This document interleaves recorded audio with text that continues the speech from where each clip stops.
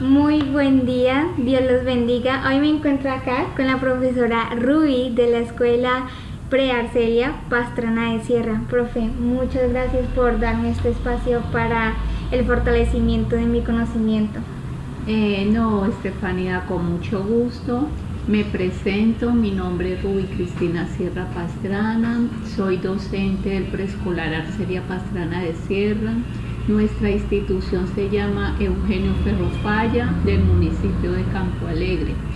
Soy licenciada, tengo dos especializaciones, una es en pedagogía en la lúdica y la otra es en alta gerencia en informática. Con mucho gusto, Estefanía, le quiero colaborar a usted, nena. Bueno, muchas gracias, profe.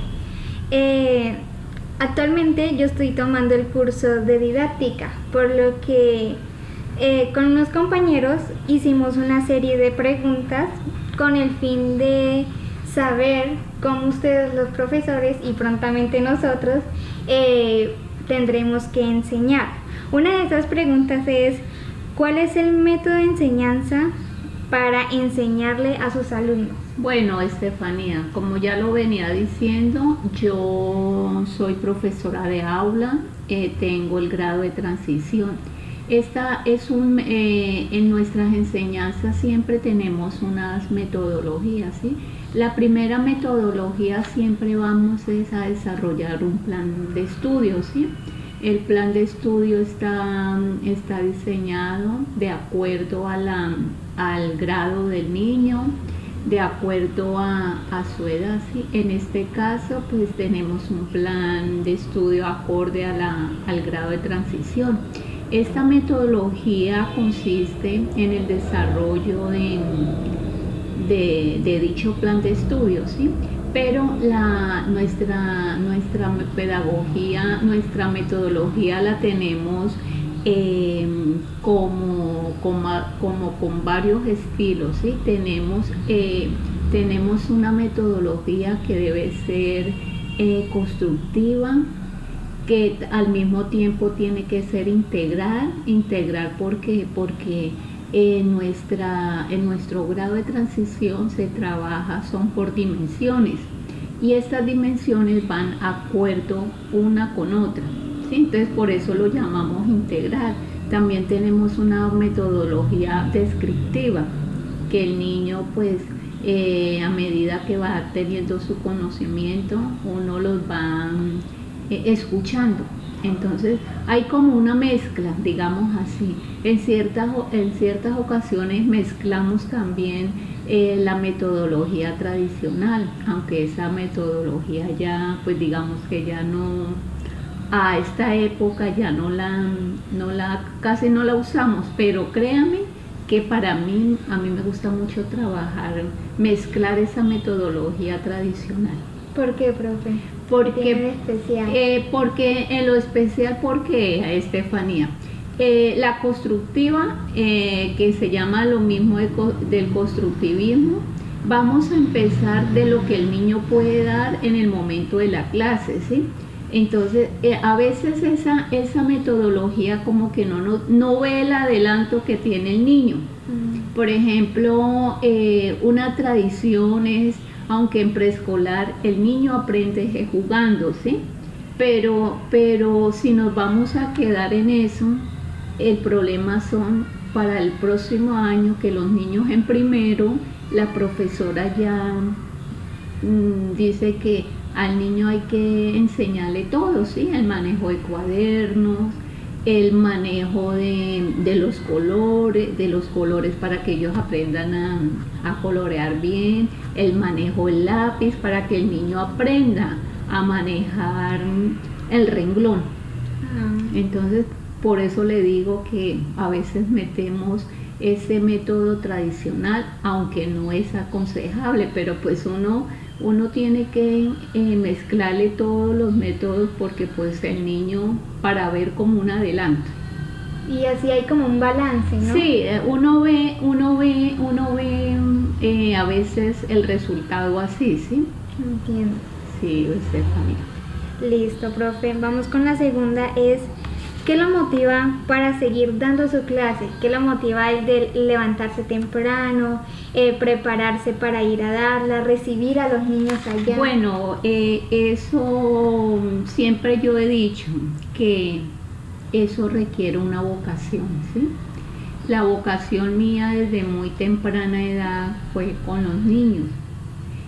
Gracias a Dios pues que me dio esa oportunidad de ser maestra y yo llego con mucha alegría porque los niños le da a uno alegría, los niños les da mucha alegría, mucho entusiasmo, ellos lo reciben a uno con amor y uno también da ese amor, ¿sí? La motivación es muy importante. La motivación, el salón de clase también, el salón de clase debe tener un buen ámbito escolar, un buen ámbito, un buen ambiente. Claro. en el salón de aulas, ¿sí? Nuestro salón, mi salón, está muy creativo, tenemos muchos murales pintados a la pared.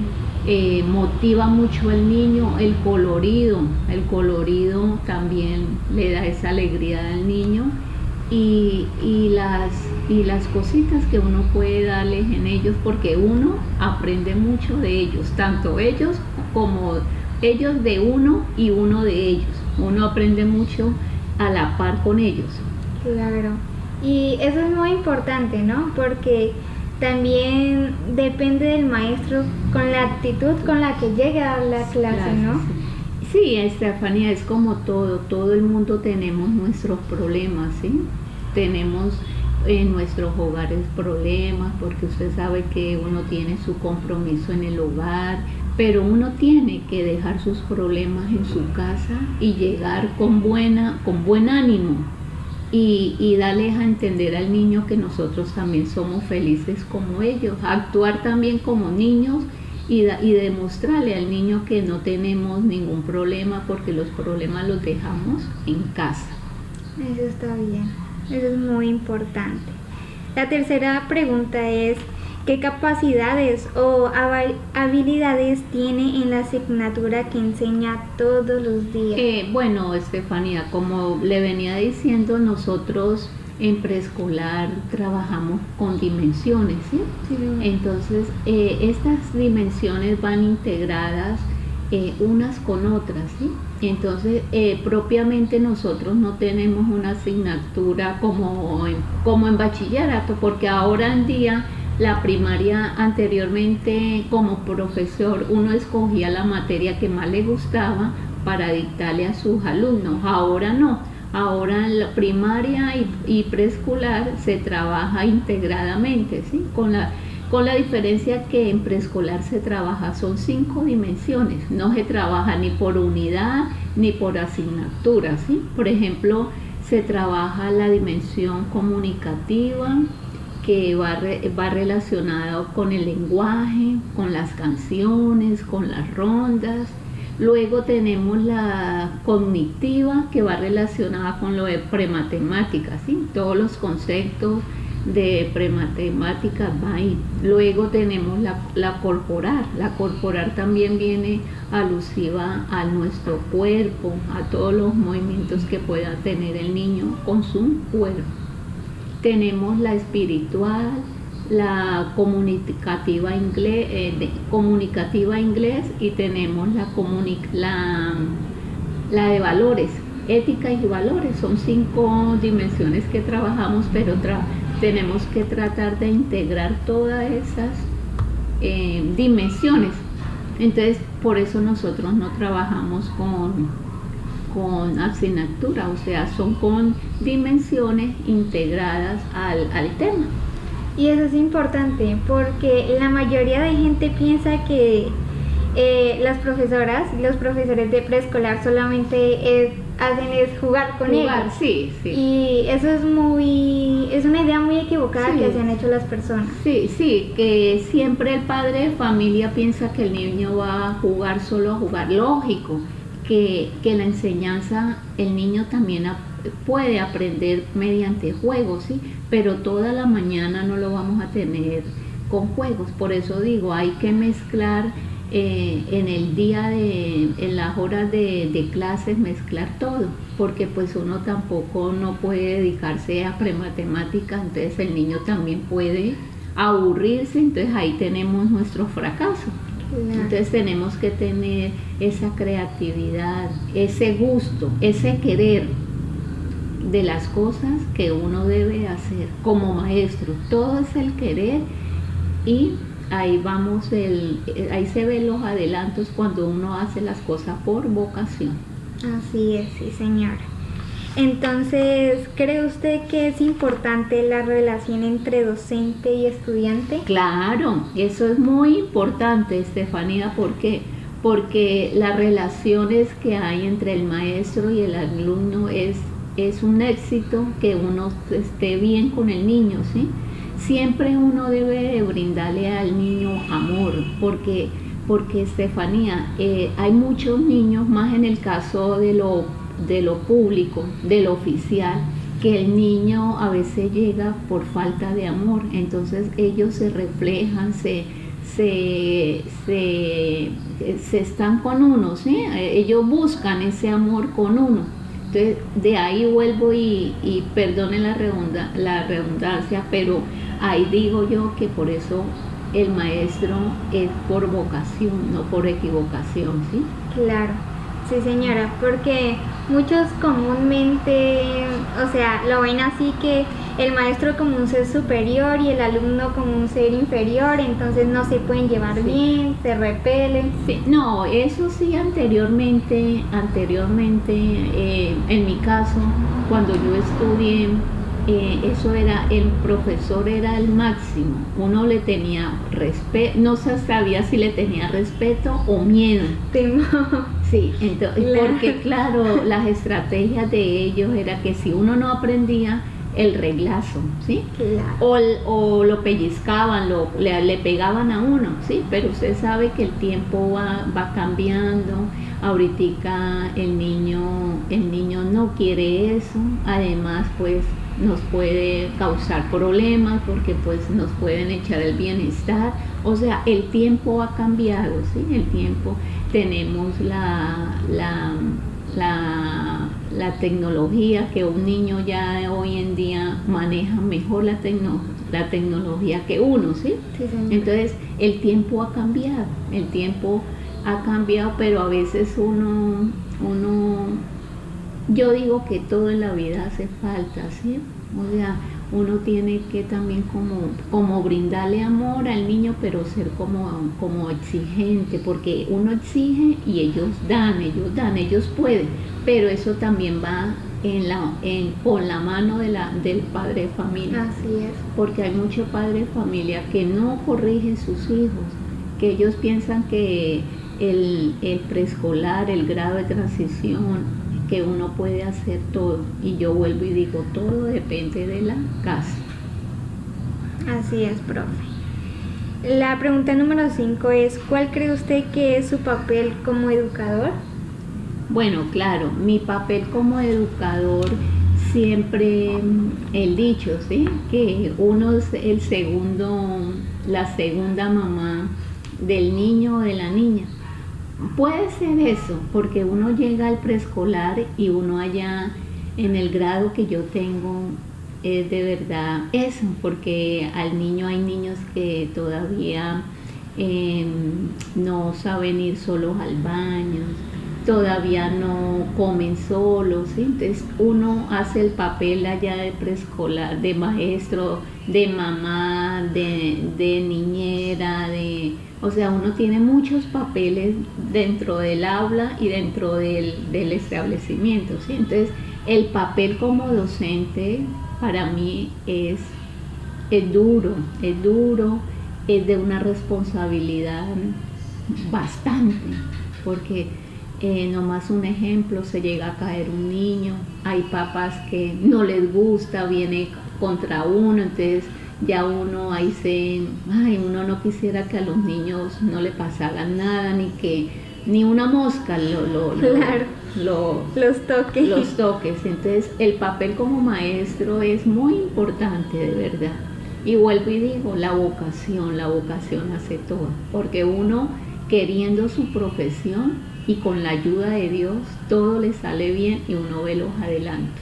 Claro, de hecho esa profesión, la docencia, es una de las más importantes. Claro, es una de las más importantes porque pues de ahí el niño que quiera, es como todo, hay papás que les gusta que uno le corrija a sus hijos, hay otros que no, por eso digo, todo depende de la casa. Claro, el papel de nosotros como docentes es muy importante en la vida de un estudiante. Así es. La pregunta número 6 nos dice, ¿cuál es su pensamiento sobre la educación de este país? Bueno, yo vuelvo y digo, nuestra educación a nosotros todavía nos falta mucho, ¿sí? Si vamos a mirar países desarrollados, nos llevan una ventaja muy grande, pero a pesar de que el gobierno trata, nos cumple, nos prometen cosas, ¿sí? Que vamos a invertir en la educación, que vamos a darles, que mentira, ellos nos dejan que nosotros trabajemos con las uñas, ¿sí? Entonces yo creo que al gobierno le falta mucha atención para la educación en nuestro país, ¿sí? No más con la pandemia, fíjese que ahí tenemos un caso palpable, que llegamos a la pandemia y las escuelas oficiales no están aptas para recibir los niños, ¿sí? Por ejemplo, en mi caso, allá hay 65 niños, hay nomás 5 baños para 65 niños, imagínense con esta pandemia. Ahí nos damos cuenta que el gobierno nos tiene muy descuidado en cuanto a la parte de educación. Y la gente dice que ustedes marchan es por molestar, que por joder al gobierno, y eso es mentira. Sí, hay mucho padre de familia dice que nosotros hacemos paro por todo, que nosotros ganamos la plata suavecito. Eso es mentira, uno a veces hace un paro, es porque ve muchos problemas en la educación, ¿sí? Hay mucho dinero, pero nuestro gobierno o todos los gobiernos invierten menos en la educación cuando deberían de invertir, porque la educación para todos es la base principal de todo ser humano, ¿sí? Claro. Entonces a mí se me hace que nuestra educación le falta mucho, pero pues debido a que nos falta colaboración con el gobierno. La educación mueve el país, sí, y claro. Eso el gobierno no lo quiere ver. Así es. La pregunta número 7 es, ¿qué es lo más difícil o complejo de ser docente? Pues bueno, el ser docente, vuelvo y digo, es difícil porque uno llega a una aula de clase y hay muchos papás que, como yo digo, uno no es monedita para caerles bien a todo el mundo. Siempre va a haber algún papá que nos va a poner problemas por algo, ¿sí? Si estamos haciendo las cosas bien, malo, y si estamos haciendo las cosas mal, igual, ¿sí? Para ellos nunca los vamos a tener contentos, pero uno trata de llegar a la persona, a llegar al padre de familia, que le cojan a uno el cariño como uno le coge cariño a tanto a la comunidad educativa, porque yo soy una de las personas que me enamoro de los niños y al final de año, la despedida, siempre lloro porque me duele que se van para otro establecimiento, porque allí los tenemos nomás solo un año a los niños. Claro. Entonces es difícil, o sea, el papel como docente es muy difícil, y más como estamos en este tiempo, ¿sí? Que se está viendo muchas cosas feas en el estudiante, y lo malo es que uno no puede actuar porque pues ya uno no tiene como esa autoridad como maestro. Se le sale de las manos. Por mucho que uno quiera hacer lo bueno, uno llega hasta un cierto punto que hasta ahí llega uno, porque pues no, la verdad, uno no puede más, pero el papel es muy difícil. ¿Y qué es lo que más le gusta o aprecia de ser docente? Bueno, lo que más me aprecio es que siempre me ha gustado trabajar con la comunidad, ¿sí? Me fascina estar con los niños, me fascina integrarme con las familias, porque no es solo con los niños que tenemos que estar, sino con las familias de esos niños. Y siempre me ha gustado llegar hacia ellos, colaborarles con lo que yo pueda y lo que yo tenga en mis manos, colaborarles en lo que yo más pueda. Me fascina eso, estar con ellos en las buenas y en las malas. Y eso es lo que consiste en ser un verdadero docente, en estar con ellos en todas las situaciones posibles de su vida. Sí. Como lo dijo usted anteriormente, ser como una segunda mamá. Sí. Así también lo veo. Sí, porque uno a veces, yo atiendo padres de familia en las horas que no estoy laborando, ¿sí? A mí me llama un padre de familia por la tarde: profesora, me pasó esto, sí, con mucho gusto, vamos, o las guío, vaya a tal parte, solicite cualquier cosita, desde que yo pueda, yo los ayudo, los guío, ¿sí? Sí, señora. Pues. Así es. La número 8 nos dice: si un alumno le pregunta ¿qué necesita estudiar un maestro para convertirse en uno? ¿Qué respondería? Eso es en cuanto al niño.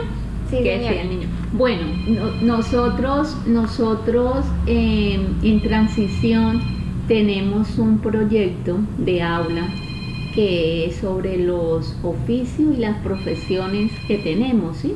Nosotros siempre le vamos a hablar al niño, le vamos a inculcar desde muy pequeño que ellos tienen que ser unos profesionales, unos buenos seres humanos, unos servidores de la comunidad, ¿sí? Y entonces vamos con las profesiones, les vamos a hablar. Hay niños que me dicen: ay, profesora, usted para llegar a ser maestra de nosotros, ¿cómo hizo? Entonces yo les explico, les digo, bueno, en las profesiones pues hay unos que les gusta ser médicos, otros odontólogos, hay otras niñas que dicen que va a estudiar ellas dicen: voy a estudiar para maestras. Ellas no hablan de licenciatura ni nada, que voy a pedagogía, que voy a ser maestra.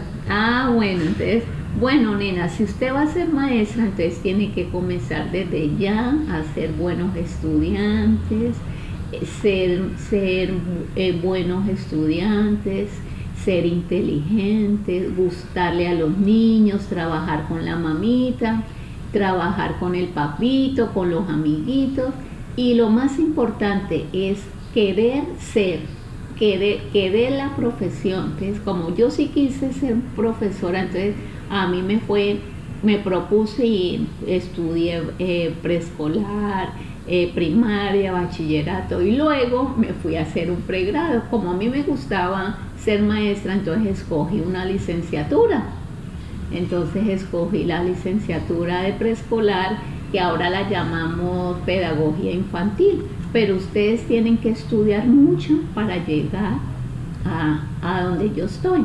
Entonces, desde las profesiones les inculcamos a los niños, ¿sí? Porque hay niños que dicen: y niña, yo quiero ser como usted, profesora. Entonces a uno le da alegría y uno les explica cómo llegar a ser el papel de profesora, porque ellos le dicen a uno es profesora, ¿sí? Sí.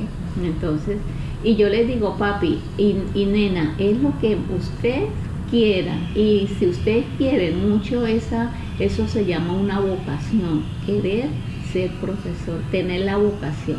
Siempre les inculcamos desde temprana edad las profesiones.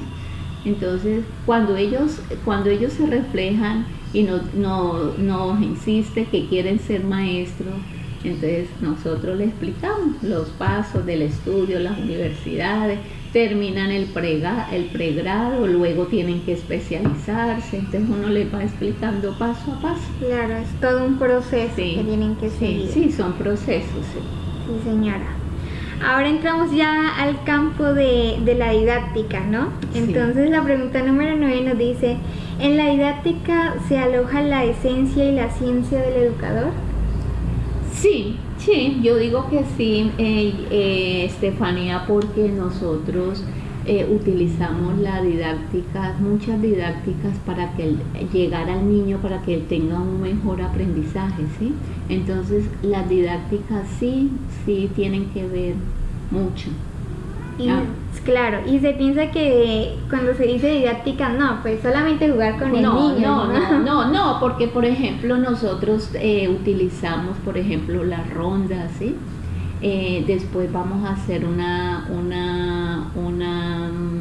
dinámica, un canto, después sacamos otras.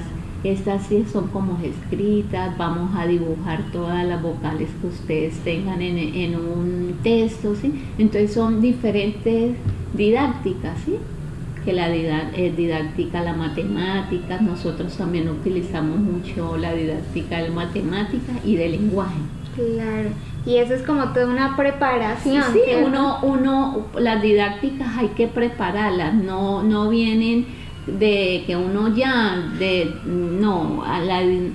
hay que prepararlas, tampoco el niño lo vamos a engañar con cualquier cosita, hay que prepararlas por lo menos cuando uno está preparando las clases, ¿sí? Claro. Cuando ese plan de estudio se está desarrollando, uno tiene que prepararlas para que se logren ver los resultados, sí, señora. De ahí viene la pregunta número 10. ¿Qué estrategias didácticas ha adoptado para que el estudiante logre estar en pie en cuanto al aprendizaje? Bueno, yo por eso le digo, las didácticas, las de matemáticas y los de lenguaje, ¿sí? Nosotros tenemos muchas dinámicas acerca de la prematemática, ¿sí? Que se nos da y nos da gusto trabajar, ¿sí? Nos da mucho gusto trabajarlas porque se dan, o sea, y uno ve que el niño las coge rápido, aprende el tema que nosotros tenemos cuando utilizamos esas estrategias. Sí. Listo, profe. Eso es muy importante. Entonces, ¿con qué regularidad autoevalúa sus mecanismos de enseñanza? Bueno, esos siempre se van, pues nosotros tenemos que cumplir con este plan de estudio, ¿cierto? Nosotros siempre lo hacemos, evaluamos por unos logros o por unas competencias, ¿sí? Entonces ahí uno ve esos logros o esas competencias, si el niño ha aprendido o qué adelantos han tenido.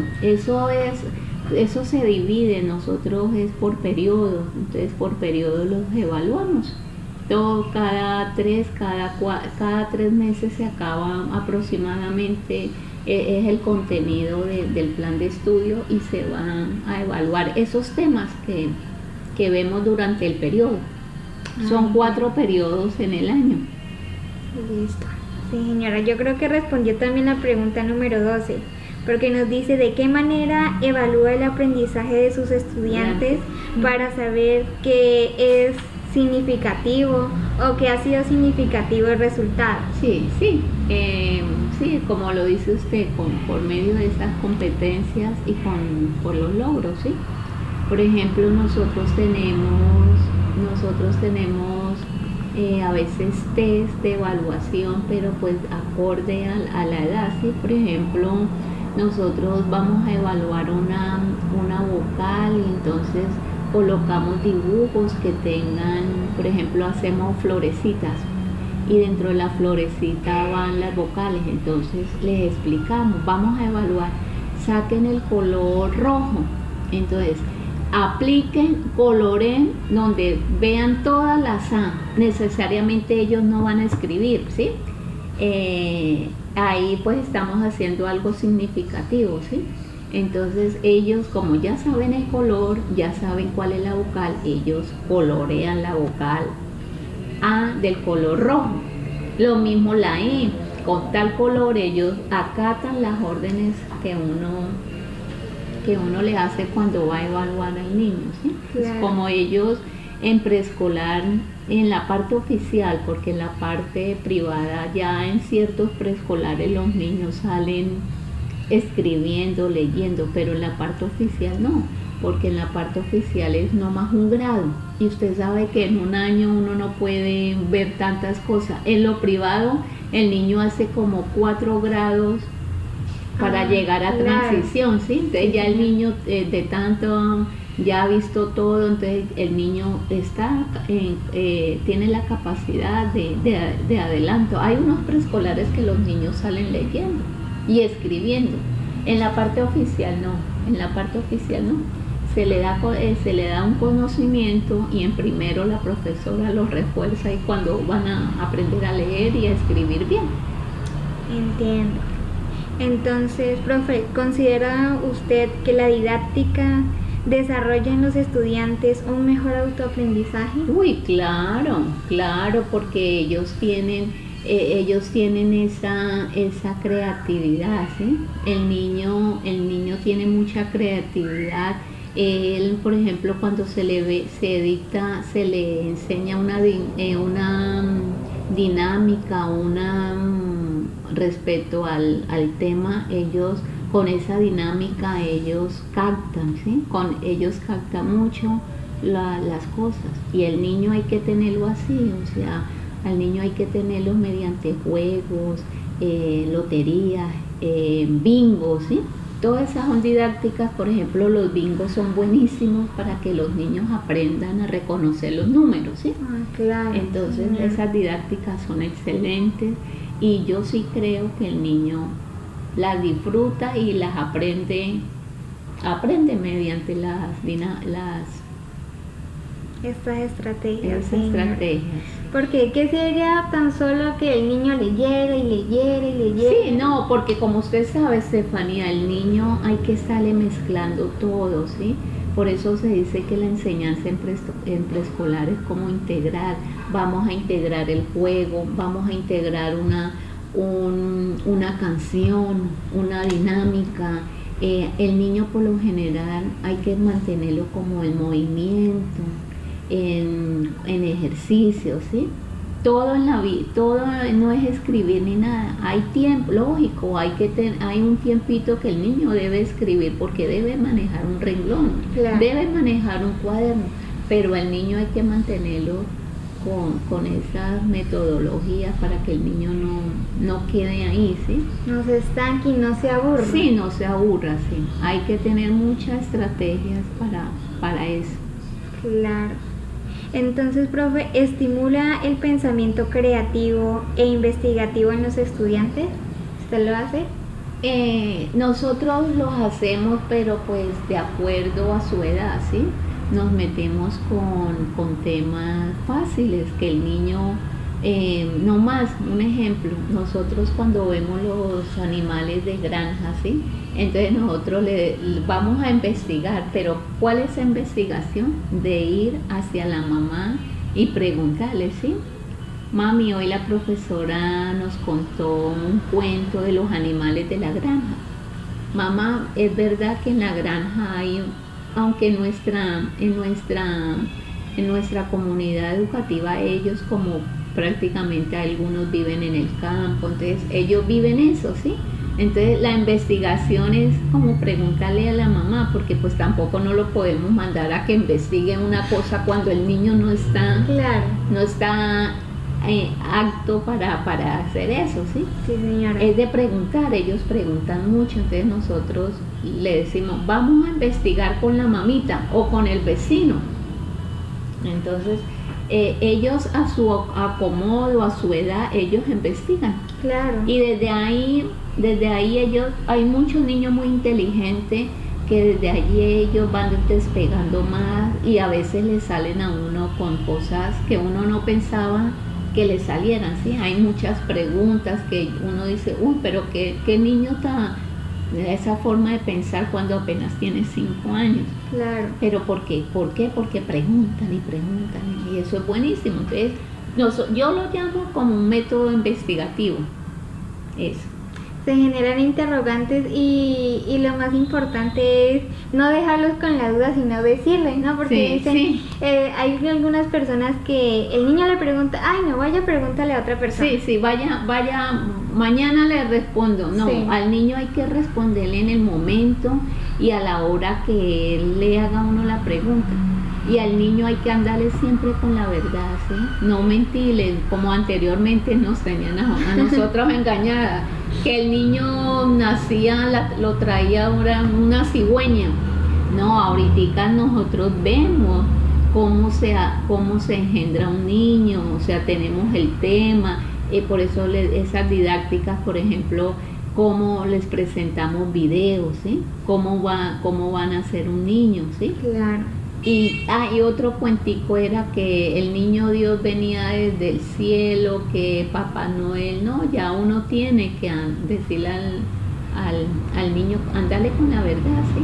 Sí, señora. Otra cosa que a nosotros también nos gusta es que el niño, cuando estamos hablando sobre sexualidad, esto va en el proyecto de sexualidad, decirle al niño y al papá que llamemos las partes las partes íntimas de su cuerpo con el nombre que es. Como se debe. Sí, como se debe, porque pues vuelvo y digo, hay que, con su nombre propio, no ponernos con mentiras ni nada, porque pues tenemos que el niño sea un niño activo, un niño que le guste preguntar. Eso es una forma que nosotros queremos, que desde muy pequeño el niño sea crítico, ¿sí? Sí, señora. Porque la mayoría de estudiantes ya no son críticos, ¿sí?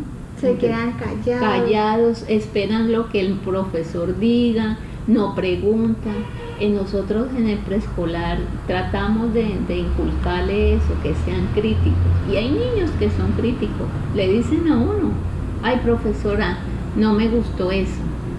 Y uno dice, bueno, uno lleva ese niño que digamos que es crítico, dice lo que siente, ¿sí? Claro, expresa su opinión. Sí. Eso es muy bueno. Y la última pregunta, profe, es, ¿alguno de sus alumnos ha presentado dificultad para aprender? Y si es así, ¿cómo ha actuado en esta situación? Sí, Jessica, nosotros tenemos en la parte oficial, yo digo, qué lástima, porque estas ayudas llegan ya cuando ya vamos a terminar el año, ¿sí? El gobierno, por ejemplo, en el departamento del Huila tenemos una profesora de apoyo. Ella nos va a ayudar a las necesidades que tenga el niño en cuanto a aprendizaje, ¿sí? Pero nosotros no podemos detectar cuál es el problema del niño. Entonces, eso es un proceso. Entonces, si la mamá quiere colaborarnos, nosotros como educadores de aula, ¿sí? Tenemos que decirle, bueno, mamita, tiene que llevar al niño donde el médico, que le dé un diagnóstico, porque nosotros la verdad no sabemos qué problema tenga el niño. Mire, el niño presenta que se le olvida lo que uno le enseña, ¿sí? El niño debe tener algún problema, entonces debe acudir donde el médico. Allí el médico le hace un diagnóstico, este diagnóstico va a la profesora de apoyo. Y la profesora de apoyo viene a trabajar con nosotros y nos dice, mire, hágale esto, estas terapias, son como terapias caseras, ¿sí? Pero van también de acuerdo y de mano con las mamás. Las mamás que quieren que sus hijos sepan y se afanan por sus hijos son las exitosas. Hay otras mamás que no les interesan, ni siquiera lo llevan al médico y ahí los niños quedan, porque no sabemos cómo trabajar ese niño. Hay un estancamiento. Sí, ahí queda el niño porque nosotros como no somos médicos, ¿sí? Nosotras lo guiamos y le decimos cuál es el paso a seguir. Si la mamá quiere saber cuál es el problema, porque se presentan muchos problemas de aprendizaje, desde muy temprana edad. Y las personas creen que no. Que no, y hay mamás que no les gusta. Uno se siente y venga mamita, vamos a hablar, mire que yo veo que el niño no le falta como mucha atención, mire que el niño se le enseña y a las 2 horas se le pregunta y nada que ver, mire que el niño tiene algún problema, pero yo no puedo decir, no profesora, el niño está excelente, en la casa me hace todo. Entonces son esas personas que no aceptan. Y yo les digo, se engañan ustedes, porque a mí no me pueden engañar. Yo ya no puedo trabajar con el niño porque como yo soy docente, más no soy médica, ¿sí? No sé qué problema tenga el niño en su aprendizaje. Hay muchas mamás que colaboran, pero las otras no. Claro, en nosotros a los 5 años se presentan muchos niños, siempre tenemos 1 o 2 niños con problemas ahí en el aula, ¿sí? De aprendizaje, pero pues hay papás que sí, y trabajamos muy bien con la profesora de apoyo. Ella se sienta, nos explica, bueno, este niño tiene esto, vamos a hacerle esto. Ella nos da las actividades, cómo trabajar con el niño de problemas de aprendizaje. Claro, esto es muy bueno porque pues ayuda al estudiante y también como que capacitan al profesor, al docente para ver qué paso se debe seguir y todo lo demás. Por eso yo le digo a Jessica que al gobierno le falta mucho, ¿sí? Qué bueno sería que nosotros tuviéramos esta profesora de apoyo desde el día que iniciamos, ¿sí? Que nosotros siempre le hacemos a los niños de preescolar una bienvenida. Qué rico que ella estuviera, porque uno desde el primer momento uno dice, uy, el niño tiene algún problema, porque uno reconoce cuando el niño tiene algún problema, pero uno no sabe qué problema es. Entonces yo digo, qué rico que la tuviéramos de mano desde el primer día de inicio de clase. Aquí al contrario, siempre la mandan es cuando ya estamos terminando el año. Son contratos, entonces por eso yo digo que el Estado le falta mucho para la educación. Para mejorar ese para sector, el mejoramiento de la educación, sí. Bueno, profe, esto sería todo. Muchas gracias en serio por el tiempo brindado. No, Jessica, Estefanía, la verdad, con mucho gusto. Dios quiera que su curso lo lleve bien. Yo siempre he visto en usted una niña responsable, que le gusta a los niños, porque usted ha estado conmigo en salón de clases, ¿sí? Ha estado con mis niños. Entonces yo la felicito, Jessica, Estefanía, porque siempre la he visto que le gusta, ¿sí? Y eso es lo importante, querer y gustar es el factor más importante en el ser humano. Que es lo que uno no quiera, que uno lo cumple. Así es, profe.